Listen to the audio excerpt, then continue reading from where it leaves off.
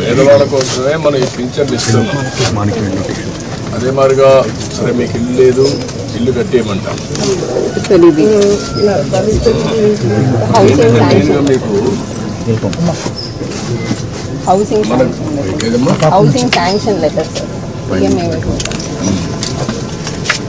ఇప్పుడు ఇల్లు కూడా ఒకటి శాంక్షన్ చేస్తున్నారు, కట్టిస్తారు.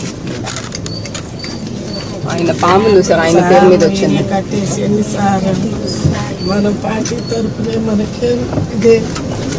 ఇప్పుడు ఇది తీసుకోండి అమ్మా, మీరు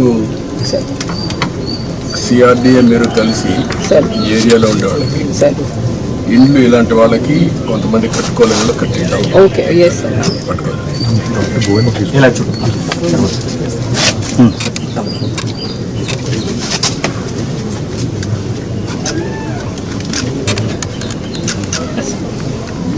మనకి డీటెయిల్స్ ఏంటనేది సార్.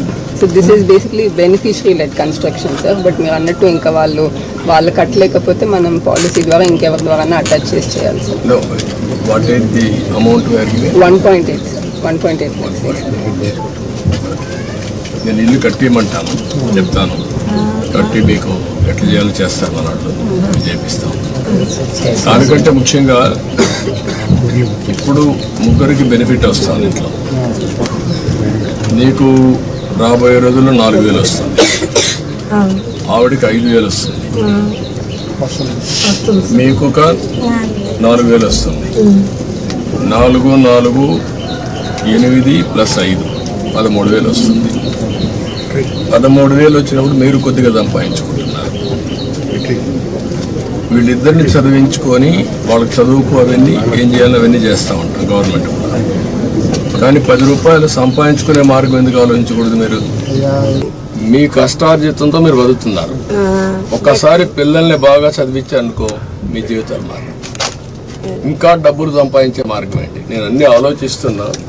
పేదరికం లేని సమాజం అంటే ప్రతి ఒక్కరికి కూడా కనీస ఆదాయం సంపాదించే మార్గం మీకు చూపించాలనేది నా ఆలోచన. లేకపోతే మీ జీవితంలో ఇదే మరికి పుడతారు, ఇదే మరి చనిపోతారు.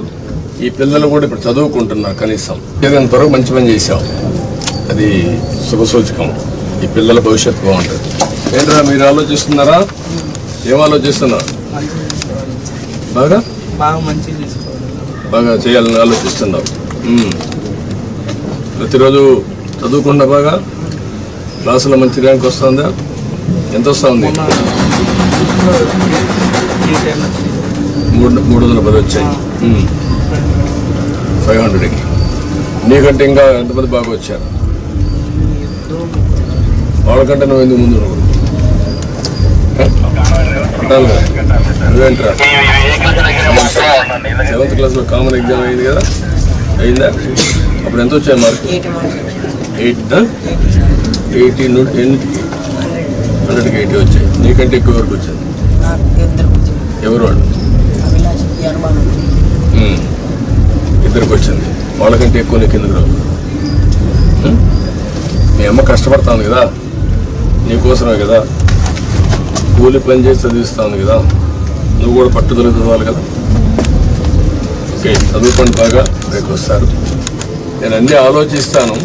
ఆలోచించి మిమ్మల్ని ఎట్లా ఆర్థికంగా పైకి తేవాలి. ఇప్పుడు గవర్నమెంట్ ఇచ్చే సహాయం ఇస్తూనే మీరు 10 రూపాయలు అదనంగా సంపాదించుకొని ఖర్చు తగ్గించుకొని భవిష్యత్తుకు కూడా ఒక భరోసా ఉండేట్టుగా మీకు ఆలోచించేద్దాం. సరేనా? ఇమ్మీడియట్గా చేస్తాను, నేను చెప్పాను కదా, అయిపోతుందండి.